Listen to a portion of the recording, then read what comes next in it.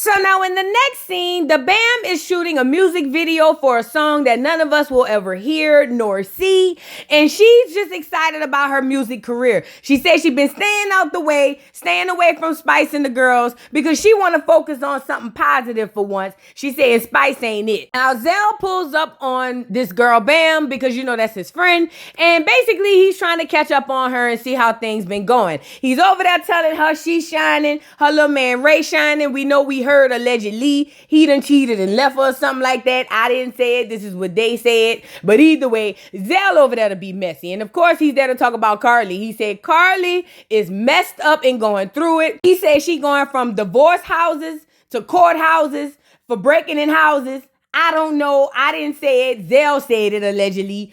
All I know is he said he trying to figure out what's going on. Now, Ray starts to jump in when they start to talk about the dude. And he starts talking about that dude didn't cheat. That dude didn't cheat. And Zell told them, right, listen, you shut up. Because if you start taking his side, we gonna think you cheating. And Zell, you called it. Because allegedly, they said he had a whole nother fiance. Allegedly. I didn't say it. So Zell hops into the confessional with a shirt I've never seen on any man, gay or straight. I don't care who they are. But Zell hops into the confessional to tell us that he's done dealing with the Carly mess because Carly got too much going on by herself. He said she's turning herself in, doing all type of craziness. He said, and he's done. He even said something that I thought was interesting when Bam told him that basically Carly could have really been hurt because she really was like obsessed over this dude. Zell said Carly is obsessed over every single dude that she's with. And honestly, she do act like she's obsessed with all these dudes. So it kind of makes people not take her seriously when she going through these issues. But I thought it was interesting that Zell bought that out, like more or less of a don't waste your breath crying over Carly because Carly's going to be here in the next 30 to 60 days. I got you. I picked it up.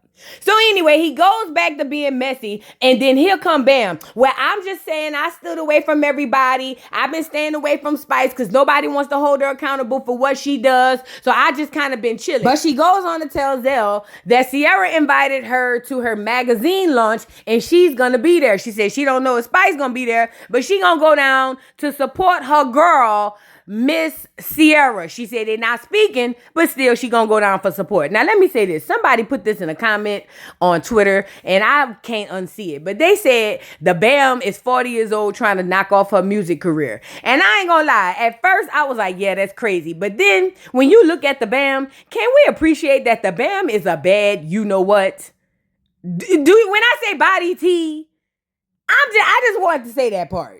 And I ain't gonna lie, if I had a body like the Bam at this age, I might go out and rap too. Shoot. If God blessed me to keep my body looking like this, he must have blessed me to keep my mouth running. You get it? So then Zell spills the tea that he done heard about all the stuff going on with Mendices. And not only did he hear, he's been speaking to one of the mistresses. He said he called him Eminem for Mendices' mistress. Now he said the girl said she done met up with him in all different types of places across the country, all across the world, girl. Mendices been around here dropping that zick off. Do you hear me? And I said, oh, there go.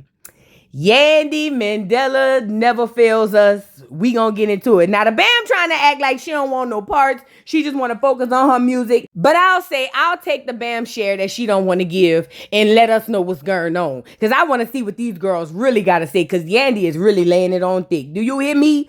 Girl, let's move on. So now Carly is on her way to see her attorney after she's been let go from prison. And she decides to have in tow with her Yandy Luther the King. And I'm over here saying, now what in Sam Hills do you think Yandy is going to do? Girl, if you needed support, I would have let you borrow Saint to go down there to that man's office.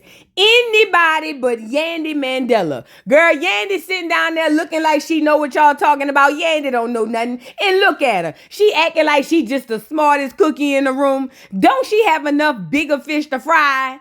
Girl, Yandy, go lay down, girl. So now the clear man is telling, what's this girl, Carly, about what's going to happen later. He said, listen, you had a good prosecutor. He basically says that he's going to see if he's going to indict you later. He may not. He may Who knows? But right now, you need to keep your head on a swivel. Now, Carly's upset because the man said it's going to take possibly now or it could be years before they come back with a decision on what they want to do. And this is big for Carly because nobody wants to walk around with pending charges just hanging over their heads. It's just not a logical way to live, in my opinion. Now, when Carly got in the confessional, they asked her if she wanted to talk about the charges. And Carly, at first, she threw me because she was like, well, you know, the charges still pending, so I can't talk. But then she kind of caught me again when she said, y'all can go Google the charges if you want. I done already told y'all, allegedly, Carly done broke into that man's house and stole his ID and things of that nature. And them folks done been called, and now she over there, whoop-de-whoop-de-whoop. So now moving on,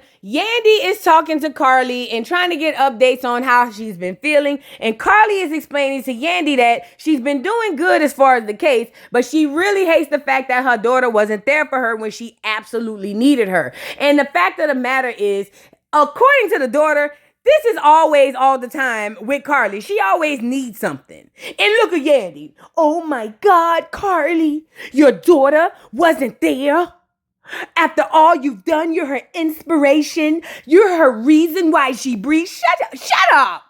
You don't know where your daughter. Shut up, Yandy. So then Yandy volunteers the information that things ain't been going well between her and her husband. She said because it had leaked to the blogs that her husband was over there leaving voice notes to them. Oh! You know you're gonna make me faint, right? So I think I'm gonna have to give you like my whole heart eyes emoji that I have in my phone, and I'm about to like dead, like really faint. You send me a video for like that again. I'm gonna faint. I'm gonna pass out. Somebody gonna ask me like, "What's wrong? Why he's on the floor?"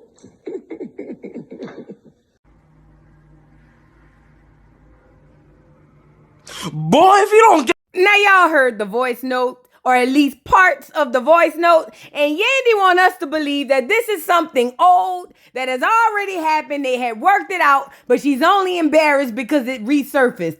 Yandy, oh my God, I don't know who more lame, you or your husband. And I didn't like that chuckle at the end of that voice note. I hated it, actually. Let me run it back.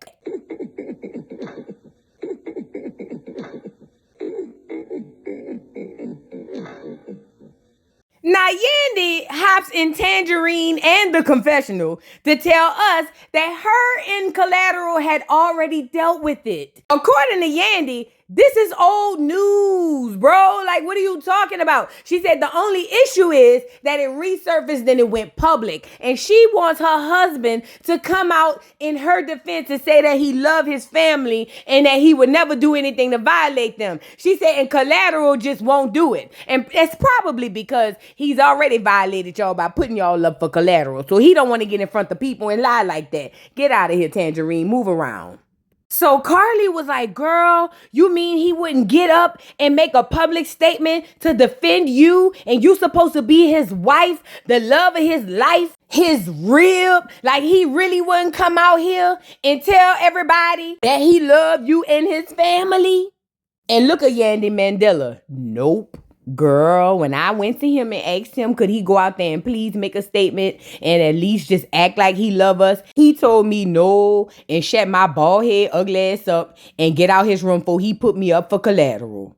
And Carly was like, and girl, what did you do? She said, and I shut my ugly ass up and closed the door and got out his room because I did not want to go up for Collateral. And Carly was like, oh, that's dirty. But you know, Yandy, like I said, she wants us to believe this is something old. It's not. And she also wants us to believe that everything is typically under control. And in this situation, girl, your man has never professed his love for you. What makes you think he want to get out here and do it now? Move around, cheater girl. So now we move to the next scene. Sierra and her husband went down to the nearest shrimp and sugar shack to get them something to eat. It's giving girl was tea. But either way, she went down there with her husband. And unbeknownst to him, she tells him her mama coming. Now, this was the face he made, Immediately, I thought mentally he went back to prison. I was like, Lord, somebody call 911. Get ATF on the line or something, girl. CIA, FBI, this nigga look ill. You know what I'm saying? That was my first initial response. But then after that, I had to peel back the layers and say, what would be the reason this man's whole demeanor changed? Well, apparently, Ciara gets into the group or into the confessional. I'm sorry, I'm about to say group chat. But Ciara gets into the confessional to tell us that her mama had been going around spreading some old stale tea about some girl saying that he was in her DMs, and it's not true. She said, but at the end of the day, this is her husband. She love her husband, and her mama gonna have to respect it, okay? So now we got that tea. The mama pulls up with a little side hug, and you can tell it's awkward between Ciara and her mama because both of their body languages was kind of like awkward a bit, even when they interacted. Now, the mama didn't go over there and hug the husband, and Ciara said, why you didn't hug my husband? And the mama said, oh, I'm not really much of a hugger. We see, ma'am. But either way, Ciara, you already know what you're doing. Now, this is the thing. What we're finding out about Ciara's mom, Miss Kim. Miss Kim was one of them mamas who probably was hard on Ciara and probably wasn't, that great of a mama neither. I don't know enough to say for sure, but according to what we heard at the end of the episode, Ciara has every reason to feel some type of way about this mama of hers. And the fact that the mama feels like Ciara is just jumping out the window with these marriages and this dude Zay ain't worth a dime, that has really upset Ciara and obviously Zay. So much so, when the mama bring up the whole allegations of some girl dropping off some receipts of some DMs, Zay was like, are you serious, Miss Kim? And Miss Kim was like, yeah, I'm dead ass. I want to make sure you're the right one for my daughter. But let me tell you something. I've learned about these women, and with these women, they could be very dangerous. And let me tell you why. Get her up here. According to Miss Kim, she says she only wants what's best for her daughter, Ciara. But Miss Kim is also one of those parents who herself is not what's best for Ciara, or at least hadn't been what was best for Ciara. So when these parents or these mamas come along and they try to play, oh, I'm concerned, it makes people believe that it's not coming from a genuine place. And given the pattern and behavioral patterns these mamas and parents have had, that's typically right. They only want to be able to control their children. And so far, what I got from this whole situation is that's what it's all about. You don't want to be what's best for your daughter, but you also want to make sure that you gatekeep and control whatever she does and whatever she has going on outside of you. And I think a lot of jealousy lies there as well, but neither here nor there. Back to the show. So now once she confronts them about that, old boy continues to eat. Now he's already mad because they did not expect Ciara mama to show up. He thought he was going to come there, eat him some crab legs, have Ciara pay for it, and it was going to go back and do the Humpty Hump. He did not know Miss Kim was coming in there to ruin his meal. So when she kept poking at him, I think at one point he had enough. But before that, Ciara was like, Ma, you have to understand. This my husband. And I'm saying, Ciara, shut up. Write it out, girl. Put it on AI or something. Let it talk to text. Girl, what is going on with Ciara, girl? But the mama is telling Ciara, girl, shut up. You don't know what you're talking about. Listen, I only want the best for you, and I'm only doing this because this man has to be the right one. And this is the only thing I would have to say to Miss Kim. Miss Kim, they already married. Ma'am, it's already done. And you should probably wonder why your daughter goes from arm to arm of all these men. What was she lacking as a child? I'm just asking.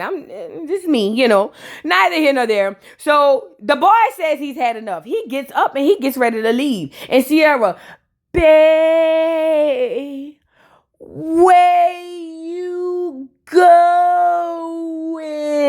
And the nigga dipped. He was like, man, I'm not about to go back and forth with your mama. Your mama over here playing with me on this TV screen. I ain't even on probation yet, parole or nothing. I gotta dip before I get back to my old prison ways, okay? Now, once he leaves, mama just sits there and eats her free food like it's nothing. And I said, there you go. Now, again, these are all hunches. I don't know anything about Miss Kim. Shout out to Mama Kim. But Mama Kim looked like one of them ancient mamas. You know what I mean?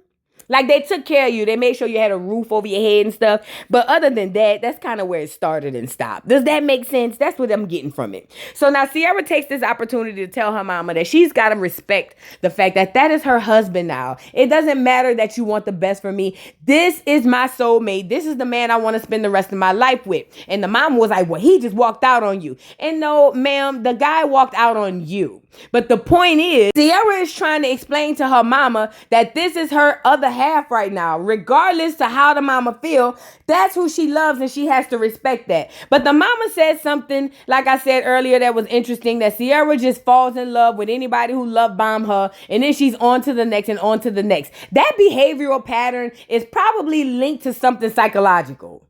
I'm just saying, you probably want to start there. Instead of mentioning it, try to find out why it is that she's like that. Again, it's just me. But look at Ciara. I love my husband. And I'm over here saying, Ciara, get it out. Spit it out. Spit it out. She says she's growing. She's a better woman since she with her husband or whatever the case may be. And Miss Kim ain't buying it. But at the end of the day, the only person who has to buy it is Ciara, and it's already sold. Let's move on. So now moving on, Yandy stopped by the nearest Buc-ee's, picked up a Yankee Fitted, and went on down to the scene right here to make us think that she was working. Girl, bye. I talk about, yeah, let me get 3 orders of empty boxes. The brown ones do, not the white ones. Girl, go lay down. But anyway, here come Collateral, and I caught how the girl was like, hey, brother. Girl, you better not trust no girl talking about some nigga they brother. And matter of fact, why is we here? Oh, we here because she wants to confront Collateral about not having her back about coming public. She want Collateral to get out in front of these folks and tell them he loved his wife. Now, according to Truck Stop Hat here, she says that she feels some type of way because the public backlash from these recently released voice notes has been hitting her hard. She said, and all she wants is Collateral to get out front and tell everybody, I love my wife, I love my kids, and I'll never put them up for Collateral. Now, when Collateral heard the latter part of that, he said, bitch, you tried to slide that in. I oughta.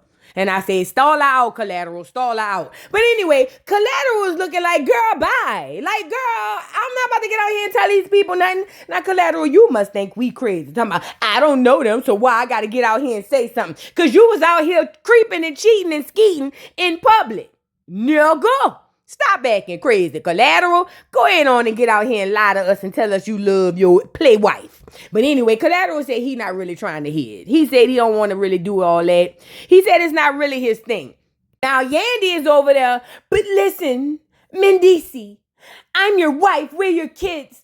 I'm not asking you for a lot. I don't even ask you to pay bills. All I'm asking is that you get out here and tell these people that you love me. Even if you don't, Collateral. Just get out here and tell them that you love me. And Collateral is not hearing none of it, Bucket Hat. He don't want to hear that. He straight up told her. He said, I can't see it. I can't even feel it in my dreams. I can't even go to sleep, dream about it, and wake back up and tell you I thought about it. I just can't. And I said, damn, Collateral, that's cold-blooded. But you know, Collateral hopped in a confessional and he said something that was very interesting, and I think we need to touch on it. So according to Collateral, he says that first of all, he's not a public speaker. Oh, yeah, nigga, we know. Then he also says that Yandy is more of a PR person. I already told y'all she act like she a politician. He says Yandy don't really care about the infraction itself. Yandy cares more about what the public thinks. He says Yandy only wants him to get out here and speak in front of this because she cares about what people think. And you know what that tells me? Everything I had already been thinking. Yandy does not care about the magnitude of lies she tells as long as it makes her look good. All these lies about we been knew about this and we been heard about that and it was me on the phone. It's all public relations, PR. She's her own PR person. Yandy will get on here in Tangerine and lie straight to our face and tell us she been knew about the tape Mendicis was in. She was the one recording it, knowing good and well when she lead an interview, she start windmilling on purpose. You feel what I'm saying? Girl, see, I never trusted a bitch bitch who put on tangerine and feathers. And neither should you. So Yandy sits in her feelings in her truck stop hat, and she has to think to herself, what do I do? How do I figure my way around this thing? Because my husband won't play in my PR games. And I'm over here saying, Yandy, just eat it. We won't believe it anyway. How about that? How about we save y'all the embarrassment and the interview? No matter what he says, we believe what the whole said. You see what I'm saying? And look, I'm in DC's head down. I just don't know what I'ma do. Nigga, you know what you gonna do. Once them cameras cut, you told Yandy to get her crazy looking ass out your face. And I concur. Let's move on. So moving on, Carly and her daughter go for a walk in the park because Carly wants to catch up with her daughter since she's been released and tell her everything that's been happening, but also to confront her about why she wasn't there for her. According to Carly, this was the hardest time in her life, but according to the daughter, girl, this is every 60 days. You'll be fine. So basically, Carly tells her daughter that she felt some type of way because she wasn't there and she really, really needed her. Now, according to her daughter was like, ma'am, I have a family now. I have a child. Like, I can't just get up and run. And not only that, according to this girl, she said that she hadn't talked to Carly in the last 30 days. So Carly is just springing all this on her daughter last minute, and the daughter feeling some sort of guilt, but ultimately she said she got to tend to her family first. It's just nature. It's natural. And Carly doesn't understand this because Carly feels like her daughter needs to be there when she calls. Now, according to Carly, she said that yes, she got out and she explained to her daughter what exactly happened. But see, now Carly is trying to go from an angle of saying that this relationship didn't work out because of abuse. And I'm not here to say that she lying or if she telling the truth. But what I will say is Carly has been a common denominator. That's all I'll say. I'll leave it there. But anyway, she's explaining this to her daughter. When her daughter was like, OMG, Ma, I had no clue. And Carly starts to lay it on thick, talking about, I really needed you. I really needed you. The daughter had to put her foot down and say, Mama, I can't always be there. Like, I just can't.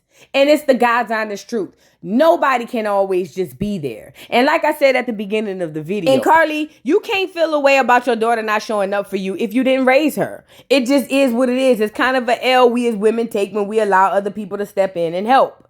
So Carly ends up crying. The daughter ends up crying with her mama. And for a split second, I was like, OMG, this is such a beautiful moment because the daughter really does sympathize with her mama because, I mean, it is her mama. But when she made this face, I said, there you go. Girl, Carly's daughter is sick and tired of being sick and tired of Carly Red, but that's still her mama. You can tell she done had this conversation in her head a million times. Lord, I want to stop dealing with my mama. But then the other side of her brain tells her, you got to deal with her because that's still your mama. You know how it is in Black American culture, girl. But I know she just tired of Carly with these theatrics. Poor little tink tink. But I don't want us to leave this part out. Carly went 30 whole days without speaking to her child. That tells me that Carly and her child don't have a close relationship. And it also tells me when they are talking frequently, it's typically when Carly needs her daughter. And that's not a relationship nobody wants to have. Literally nobody wants to be in a situation, rather it's with their mom, their child, their friend, their spouse. Nobody wants to feel used. They just don't.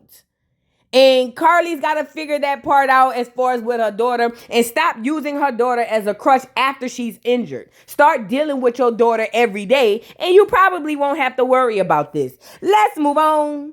So now Mendeecees, Skriznai, and Jock meet up. And Skriznai is told by Mendeecees that he loves the fact that he's now in a relationship. He be seeing them all on social media. He glowing and whatnot. And, you know, Skriznai was real happy and smiling about that. He said, you know, I'm really feeling good nowadays. I'm doing well. He said, but since you're on the subject, I want to ask you a question. Is you and Yandy Luther the King really married, like legally? Like, tell the truth. Now, as soon as he said that, Jock hurry up and hit him. And Skriznai was like, what? Nigga wanted to know. And listen, shut up, Jock. We wanted to know too. But according to Jock, he's slapping him, but it wasn't for that. Boy, bye. Now, one thing I noticed when Collateral answered the question, right? He said, oh, no, he's talking about the infidelity. But he never answered, or maybe they edited it out, that he never answered the part about is they legally married. I still haven't found a marriage certificate. Has somebody? But anyway, Collateral addresses the cheating allegations and say he don't know what these allegations are because basically they're false. He says not only are those things lies, nobody cares about facts, and he refuses to get out in public and say anything. He said he don't care what Yandy say, she just gonna have to get it how she live. He said he not getting out there and telling them folks nothing, and it is what it is. So then Collateral brings up the fact that he don't appreciate Kirk basically overstepping his boundaries. He said Kirk, as a man, understands that he don't like nobody playing with his marriage. He said, and not only is Kirk playing with my marriage publicly, he letting his wife play with my marriage publicly. And he know things could get real bad for him. And I said, oh, Lord, somebody go protect 3 earrings because Collateral don't play like that. Then he goes on to say, every time I turn around, 3 earrings is talking about my Petey bird. And he must have said the word 1,000,000 times. He even said he believes that Kirk is obsessed with it. And he really, truly hope he don't want to see it. But at this point, 3 earrings been really keeping his little wah in his mouth. Now, I didn't say it. This is what Collateral said.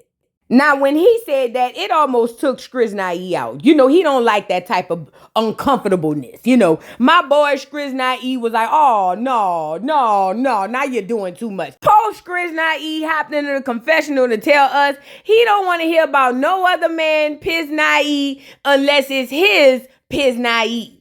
He said he feel a little grossed out. And you know what, Skriznai, I'm with you. I'm a woman and even I'm grossed out.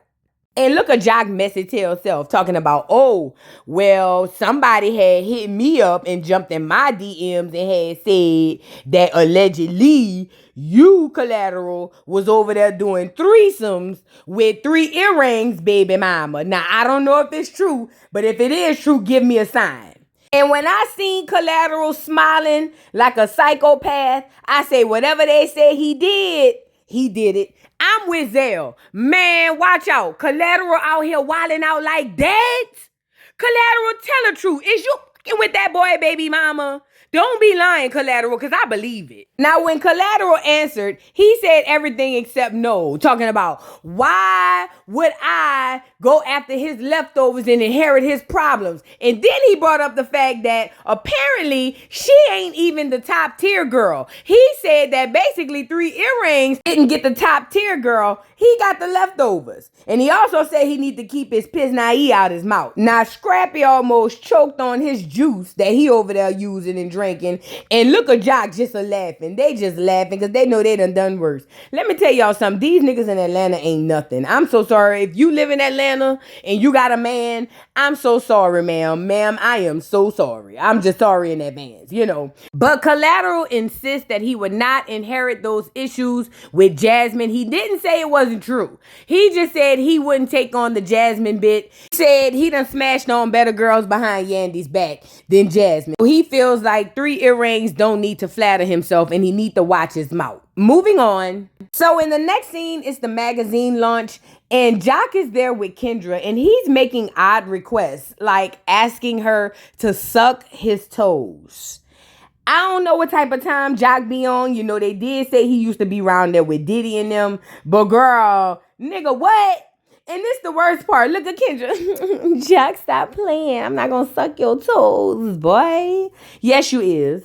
You better suck him because he going to find some girl in Atlanta to do it. Okay. But anyways, that was disgusting. I just wanted to bring that out. So now Lil Zane and his wife is at the event as well. And they spot Kirk and Rashida from afar. Now remember the last confrontation they had. Basically, Rashida and this girl did not have pleasant words. But Lil Zane wants her and Rashida to get back on the same track because basically him and Kirk is still cool. But according to this girl, Ashley, she said that she don't appreciate Rashida getting into the confessional and shading her wigs, talking about she's season 1, no budget with her wigs. Now, don't get me wrong. You look cute right here, girl. And you such a cute girl. Maybe I didn't pay attention to the wigs. But at the end of the day, she feels like Rashida owes her an apology and not the other way around because Rashida shaded her first. Once Zane spotted 3 earrings and Rashida at the bar, he and Ashley decided to walk over just to say hello. And when they said hello, basically Ashley was like, hi, and Rashida was like, hi. And Ashley was like, oh my God, we're being friendly. And I'm over here saying, girl, just cut to the chase.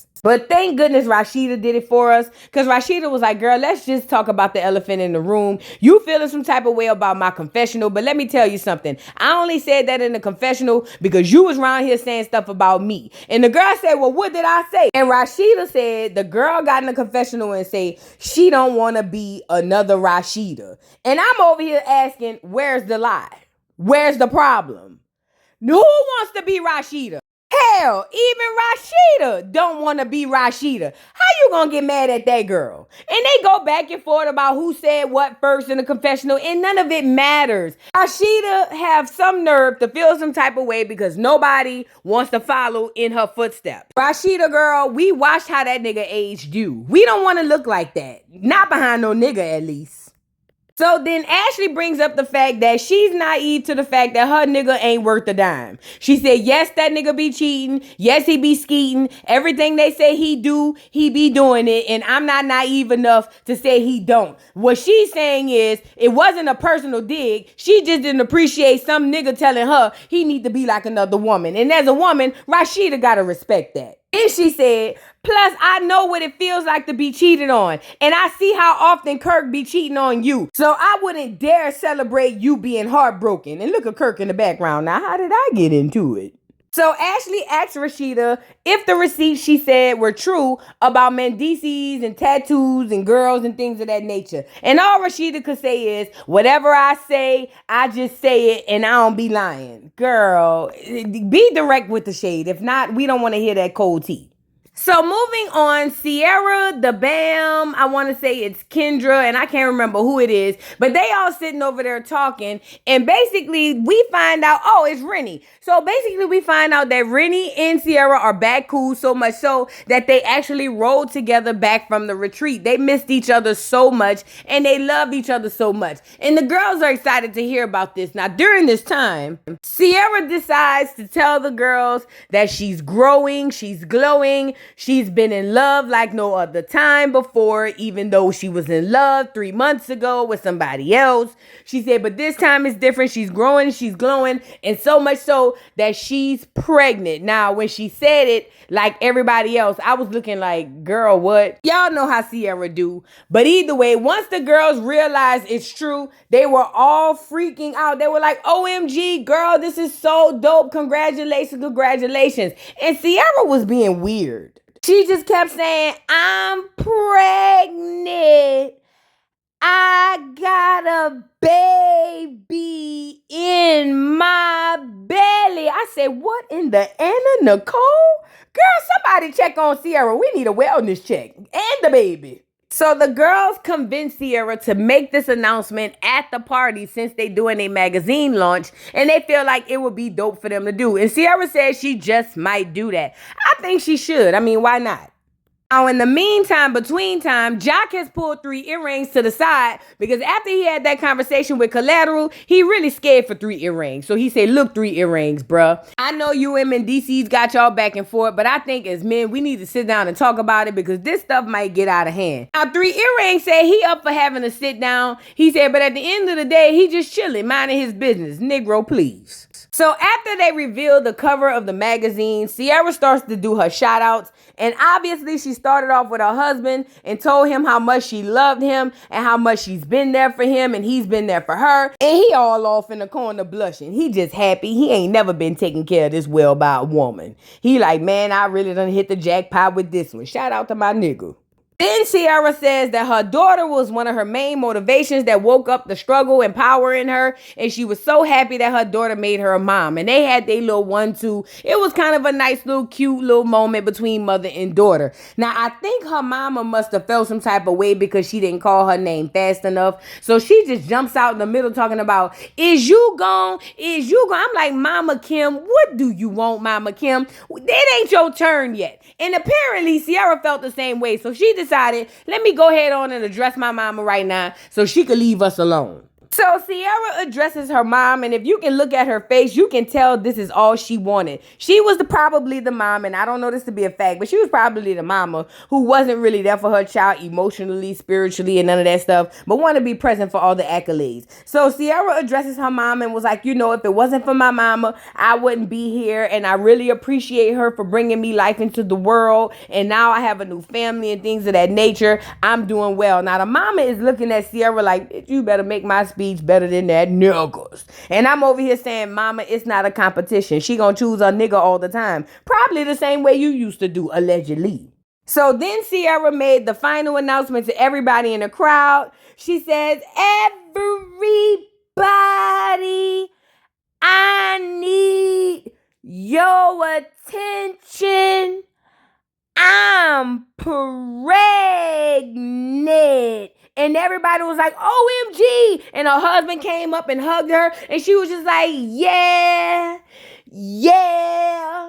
this my nigga and my new baby. And I'm saying, bitch, if somebody don't press the fast forward on the volume and the doggone speed. And look at the mama. Girl, just a hating down again. I know these type of mamas. I've seen these type of mamas. These was the type of mamas who didn't give a damn about their daughters. But when their daughters grow up and be successful, they just gotta be the center of attention. Nothing that the daughter will do will ever be enough. They'll always have something to complain about. Women like her have serious issues and really need to seek help about that. I'm serious. But the mama said that wasn't enough.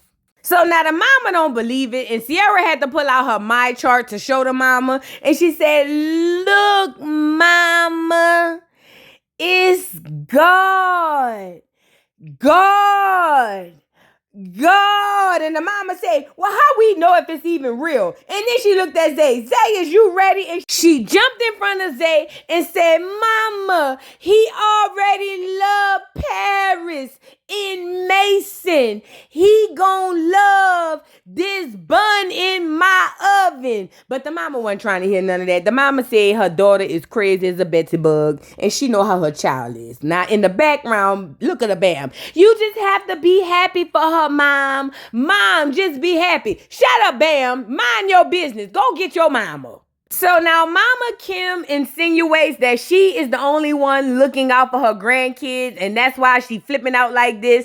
And I don't know why she said that. And Ciara got in a confessional and was like, man, look, this my mama. Like, at the end of the day, she's saying all this craziness in front of me and my husband. Like, it's my day. It's supposed to be about me. Like, you really had to do all this? Yes, mothers like her do have to do all that. It's unfortunate, but it is what it is. So Ciara tries to plead with her mama not to do that on her day and just respect the fact that that's her husband. And the husband was like, look, Mama Kim, I've been respecting you. I ain't cussed you out yet. And you know I done cussed out people for less. But you gonna have to stop playing with me and my new wife and my new baby. So now the mama is trying to play like it's all about the grandkids and their safety and making sure everything is good for them. And I don't know why she said this little part right here, but she offers up the fact that she is simply here to look after the grandkids. And this triggered Ciara to be like, so what you trying to say? I don't look after my kids? And the mama was like, no, I just know I'm close to them. So out of this belief, Ciara was like, listen, I didn't think my mama would really get on here and make this about her, but it makes sense because this is what she does.